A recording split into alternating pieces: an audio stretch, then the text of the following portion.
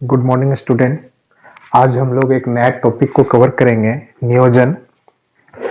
नियोजन मूलतः प्रबंध का भाग है जिसमें हम लोग किसी भी संस्था या उद्यम का उद्देश्यों को निश्चित करते हैं एवं उस उद्देश्यों को प्राप्त करने वाले विभिन्न गतिविधियों का अध्ययन को सम्मिलित करते हैं। मतलब किसी भी संस्था का क्या उद्देश्य है उसको पहले डिटरमाइन किया जाता है, निश्चित किया जाता है एवं उद्देश्य को प्राप्ति हेतु किन किन एक्टिविटीज को करना होगा उसको अध्ययन करना ही आपका नियोजन है। जैसे इसमें क्या करना है, कब करना है, कैसे करना है, किनके द्वारा किया जाना है, इन सभी विषयों का अध्ययन करना ही आपका नियोजन कहलाता है।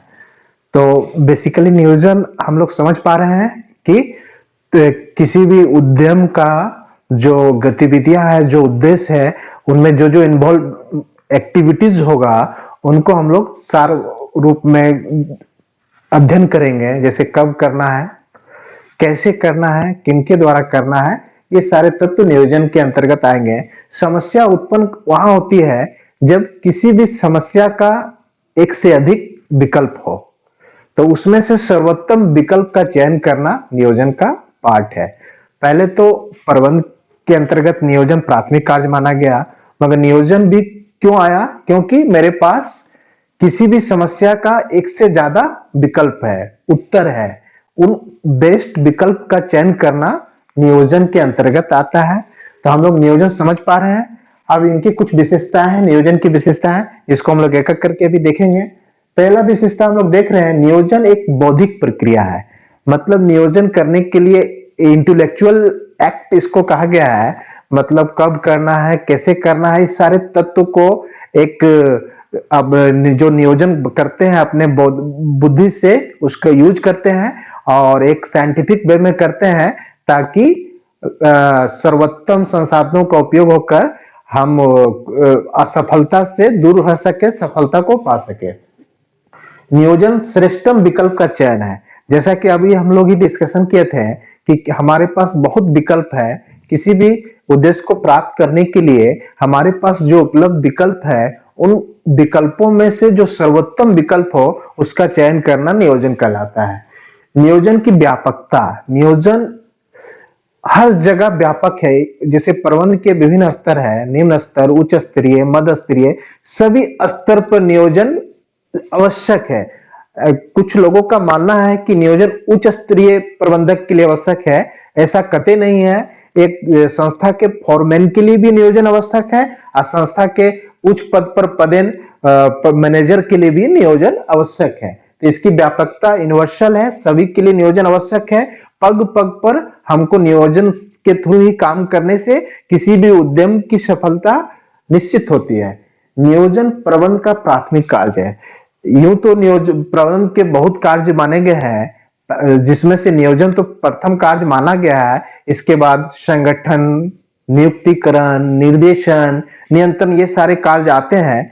मगर नियोजन प्रबंध का प्राथमिक कार्य तो जरूर है, मगर आगे का कार्य जैसे संगठन, नियुक्तिकरण, निर्देशन, नियंत्रण, सब में नियोजन पर ही आधारित है। मतलब सब नियोजन पर ही आधारित है। उसमें भी अपने आप में नियोजन इन्वॉल्व है। संगठन बनाने में भी नियोजन जरूरत होगा और नियुक्तिकरण में भी नियोजन करना पड़ता है। प्लान करना पड़ता है कि कैसा कर्मचारी चाहिए, किस कर्मचारी की नियुक्ति करना चाहिए, किस आयु वर्ग की कर्मचारी चाहिए और किस अर्हता मतलब योग्यता और कुशलता की कर्मचारी चाहिए। ये सब कार्यों के लिए भी नियोजन उतना ही आवश्यक है। तो नियोजन प्रबंध का प्राथमिक कार्य के साथ साथ सभी कार्यों का अभिन्न अंग है। मतलब इसके बिना आगे के कार्य नहीं किए जा सकते हैं। नियोजन पूर्वानुमान करना है।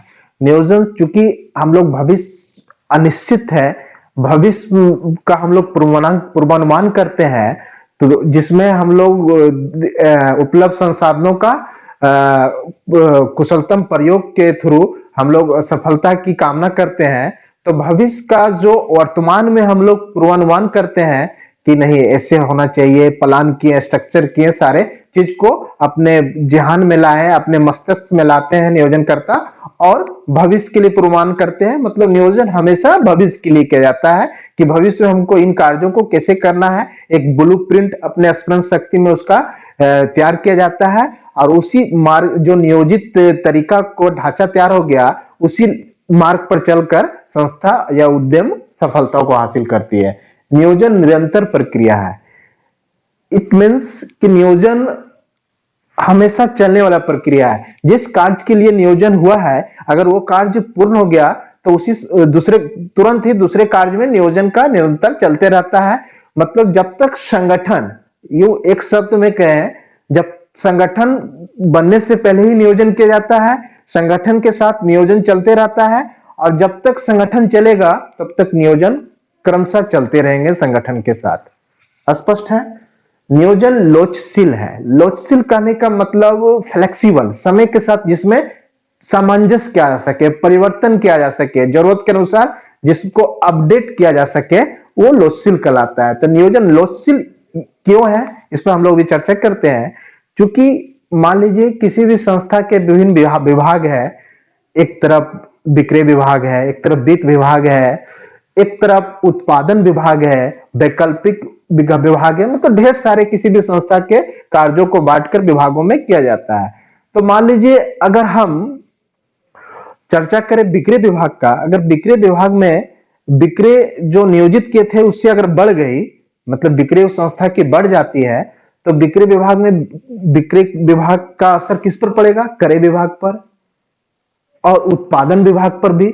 अगर विक्रय बढ़ रहा है तो हमको क्या बढ़ाना होगा? क्रय विभाग में क्रय की क्षमता को बढ़ाना होगा। और या प्रोडक्शन कर रहे हैं, हम प्रोडक्शन करके बिक्री कर रहे हैं, तो प्रोडक्शन को हमको वृद्धि करना होगा विक्रय विभाग के अनुसार, ताकि सामंजस्य और समन्वय स्थापित हो और संस्था की कार्य में निरंतरता बरकरार रहे। क्योंकि एक तरफ अगर हम ज्यादा विक्रय विभाग का विक्रय बढ़ गया और इधर उत्पादन हम नहीं बढ़ा रहे हैं, या क्रय विभाग का क्रय नहीं बढ़ा रहे हैं, तो क्या होगा? मेरा सारा माल बिक जाएगा और माल का शॉर्टेज हो जाएगा। अच्छा, नियोजन लोचशील होना चाहिए ताकि जो आपसी विभाग का समन्वय है, अगर किसी में परिवर्तन होता है तो उसके अनुसार दूसरे में अकॉर्डिंगली हम लोग उसमें परिवर्तन कर सके।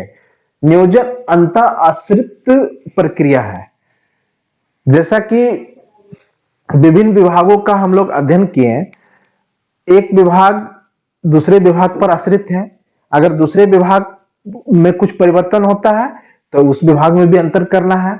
तो नियोजन जिस प्रकार लोचशील है, वो अंतर आश्रित भी है साथ ही साथ। मतलब सारा नियोजन का जो गतिविधियां डिसाइडेड है, निश्चित किया गया है, उस सारा गतिविधियां एक दूसरे से समन्वय रूप में और कनेक्टेड, इंटरकनेक्टेड रहते हैं। अगर किसी में कुछ परिवर्तन हो रहा है तो दूसरे में भी सापेक्षिक रूप में रिलेटिवली परिवर्तन होना जरूरत होता है। अतः एक दूसरे का अंतर आश्रित प्रक्रिया है।